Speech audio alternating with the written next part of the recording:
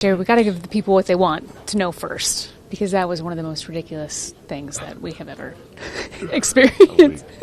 What was going through your mind after you crossed up Giddey and then dunked on Williams? Man, it was. I was really just looking at the bench. I want to see how they reacted. I was turned. Definitely excited, but I was definitely just wanting to see how they reacted to it for real. Okay, so then who do you think had the best bench reaction? I seen Quan. I probably put either Quan or DG. Quan or DG. DG, I saw DG. He was like the first one jumped up. Quan was jumping up and down. I probably put them two. And I think TB laid on the ground. I like that too. Yeah, I like that one too. Where do you kind of just, I guess, rank that in just individual plays, individual moments in your NBA career? It's definitely up there. I ain't gonna rank them my own stuff, but I would definitely say that's up there because I don't think I ever made nobody fall like that and dunk. So it's definitely one of the top ones, but I ain't gonna rank them. All right. So with this game, I mean, you guys were trailing by 16 at half. Obviously, that was a huge momentum booster as well. What was the biggest difference for you guys coming out of halftime? I think we just matched their intensity. They were getting out in transition a lot. Make or miss, they're a fast-playing team. They play with a lot of pace, so we just, match that. And, we try to get back in transition and, limit the things that get them out in the open court. When you guys have as many scores as you do on this team, how do you guys do so well at distributing touches to everybody to make sure that everyone gets a chance? I think it's just like our, I guess our motto as a team. We, like you said, we have a lot of dudes that can make plays, and we in here, we know that. So if we see a guy go a few possessions without touching it, it's like, let them do their thing. So I think it's, can get tough at times, obviously when the guy's hot or two guys are hot, but, like a night like tonight where it's pretty balanced, I think it not only helps us as a team, but, it boosts everyone, individuals, confidence in their game. On the other side of that coin, by halftime, you and Evan had 30 of the 56 points for this Cavs team. When it comes to just knowing when to take over and having that freedom to do so, what does that say about your game and your ability? I think it goes back to that same point that we just have a lot of dudes, whether, Don's having a bad game, Ev can pick it up. If Ev having a bad game, I can pick it up, and vice versa. So you don't really lean on one specific person every single night because, that's tough. But, to have dudes that can go out there and score 30 and, pick up for the lack of scoring from another teammate, that helps a lot. Speaking of Jaylon Tyson, just a guy that comes in, has 12 in the fourth quarter, and knocks down two clutch ones. What have you seen from him this season? No, that's my dog. We get a lot of work in together. I see the work that he put in. He one of the first dudes in the gym, one of the last dudes to leave. So, to see it come in the game and, see him put the work in and, it comes into fruition in the game is definitely big. And, that's my guy. Would you say something positive, even if he wasn't just staring at you behind the media scrum? That's the only reason I said that. That's the only reason, right? DeAndre, Kenny talked specifically about a big play, drawing the foul on the box out. Just how important is it for you to be able to do the little things that really dictate winning in the clutch moments like that?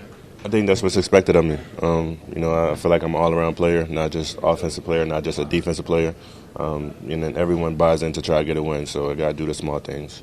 In terms of that crossover you were just talking about earlier, just Kenny was talking about how you had put in work over the summer to just work on that self-creation. How far have you think you've come in that area, and is tonight a good example of what can happen from that work? I think I came really far. That's not you, Dre. Cool. No, I would say I came really far. I feel like if you watch my game over the years, it's definitely evolved, and I have put in a lot of work to get to this point. So hopefully it's more in the tank, and I'm gonna keep working to do more and do better. What do you make of this team right now? I mean, look, we can hear Donovan in the background. You got guys watching. You can see it on your face, like the camaraderie of this team. Now that you've been here now a minute. Yeah.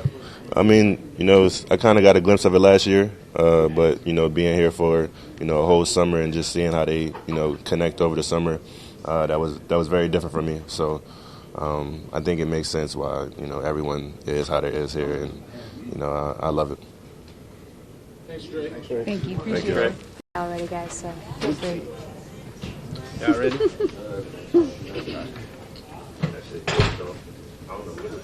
Y'all good? Yep. All right. JT, just going into the fourth quarter, you have that role of being in that lineup. What does it mean, one, for Kenny to trust you in that lineup, and then for Dre and your teammates to keep passing you the ball? It means the world, honestly, right? I mean, to piggyback off what Dre said, like the work that I put in, they see it. I mean, they're trying to kick me out of the gym all the time. But to have that trust in me, like, once they have that trust in me, I got to do my job and I got to deliver, right? So I'm blessed that they believe in me, but we got a lot more games left. To hear that you've earned that kind of trust from the veterans in here, what does that mean to you? I can't put it into words. Obviously, last year I didn't play as much, right? We was on a really good team, and I learned a lot from the bench, right? So to come in year 2 and for them to believe in me is definitely a blessing and something I won't take advantage of, right? I mean, damn. Sorry. But I can go on and on, talk about this team, talk about this organization, talk about everybody around it, but I'm just blessed to be here, and I'm blessed they gave me an opportunity. Defensively, against a team like the Bulls that like to get up and down, that like to get into the painted area, what was the most difficult thing for you tonight? The most difficult thing is probably on my crashes not to over crash, right, and get on the top and the bottom side, because then it creates an advantage on their end. So that's one of the biggest things. And then honestly, just trying to slow the ball handlers down like that. It's not easy. They play at a very fast pace and they're coming at you downhill like that. But like I said, credit to us as a team and the defense that we have. I feel like we slowed them down towards the end of the game. What did you think of the officiating of today's game? Obviously, 36 shot attempts from them at the free throw line. You guys got a few at the end there. I'm not going to comment on that because I'm not going to get no fine. So I'm not going to comment on that. But on the officiating, I'm not saying nothing. Unless you want to pay the fine. No, I'm good. I don't. Okay, then. There's your answer. NIL got spent.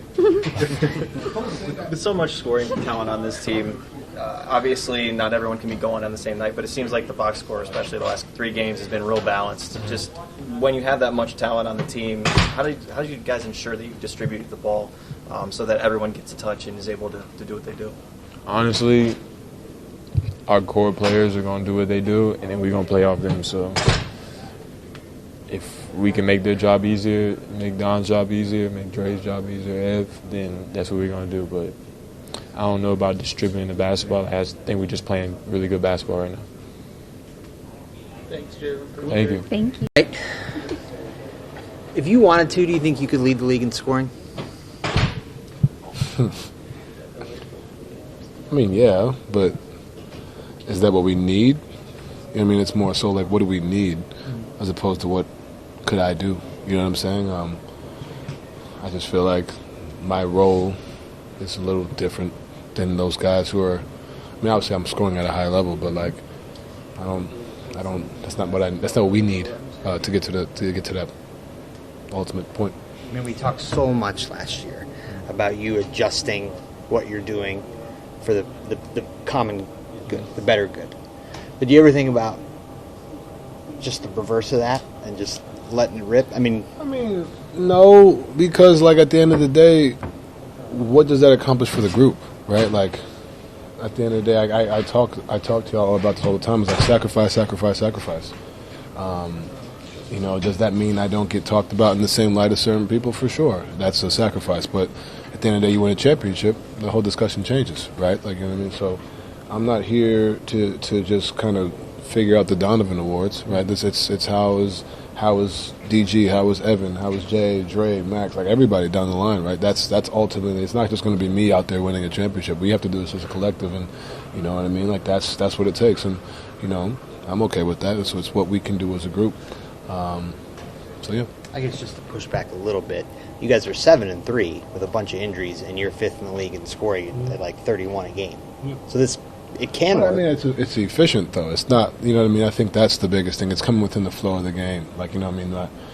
I wasn't really happy with my past two performances the past two nights because they just weren't efficient nights. You know what I mean. But at the end of the day, we won the games, and that's great. But you know, my biggest thing that I preach to y'all is about efficiency, right? Like whatever that looks like. And if it's, hey, if it's 40 on 18 shots, then great. You know what I mean. But it's how can I be efficient? And there's gonna be nights where I, you know, don't shoot the ball well or whatever, but like how can we be efficient? It's not just scoring, you know. I'm trying to continue to get on the boards, get the assists, get my turnovers down, get to the free throw line. But you know, right now it's just continuing to be aggressive and attacking the spurts in my spots and do it within the flow of the game, and that's all I'm doing. In terms of flow of the game, when you have so many able scorers on the floor at the same time, how do you find that kind of balance between the distribution to everybody to make sure everyone gets touches and feels involved and all that? I mean, it's all within flow, right? And I think the way we play is, you know, allows that. You know, it's a simple, if I get the rebound or if I get the outlet, you know, throwing it ahead to Sam or throwing it ahead to Dre. Like, you know, allowing that to play out. And if the ball comes back to me, it comes back to me, right?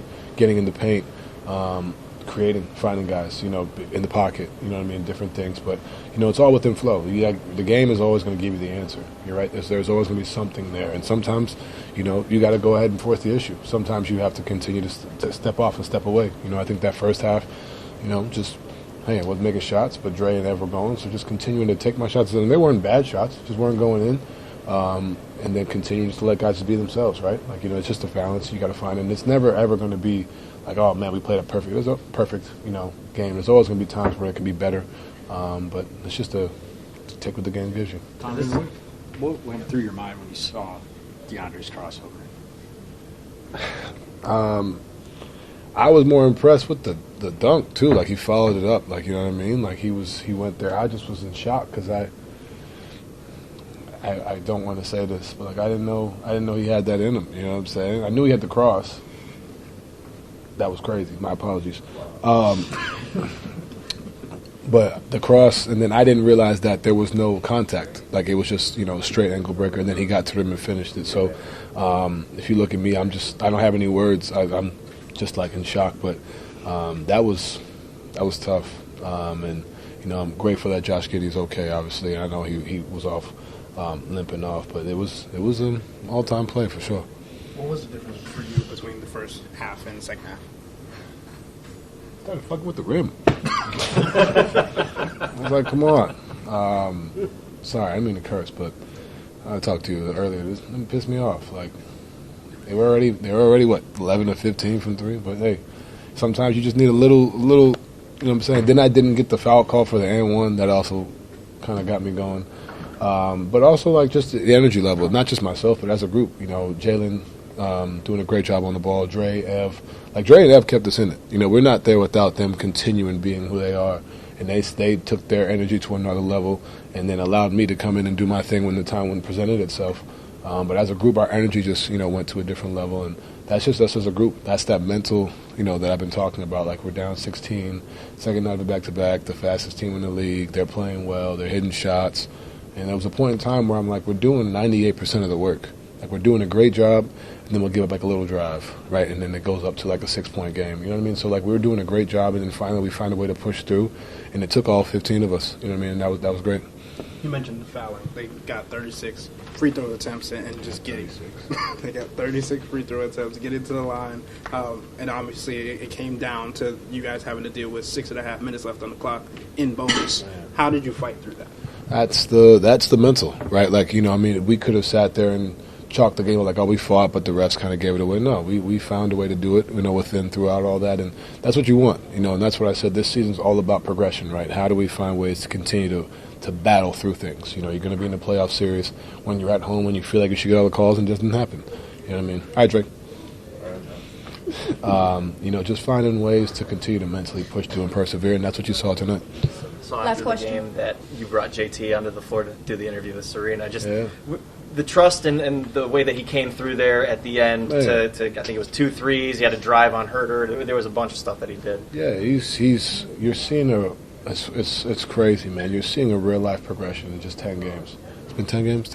Yeah. Like, it's unheard of typically for a young player on a contending team, right? Like, you don't really, you know, see that. And for it to be not just the threes, like I tell them all the time, I don't care if you make threes or miss threes. It's the playing in the half court. Like that little play we did at the end of the game is the same thing we do in warm-ups. It's like a joke. Like, you know what I mean? It's like kind of like, because I'm always on them, like the half roll and giving it, like we mess around with it and then we come down and make a crucial play in the game, right? He's getting stops. He's on the boards. He's pressuring full court. Man, he was the first one here today. He was tired as hell last night because he's been asked to do so much and comes in and has another night like that. That right there is a special human, man, and it's great to see him continue to put the work and effort in. My challenge is like, hey, you've only done it 10 times. Like, can we do it 12? Can we do it 82? Can we do it in the playoffs in the moments? And he doesn't shy away from the moment, which, you know, as a locker room, as the vets or the older guys or whatever, you know, we trust in him, and that's big time.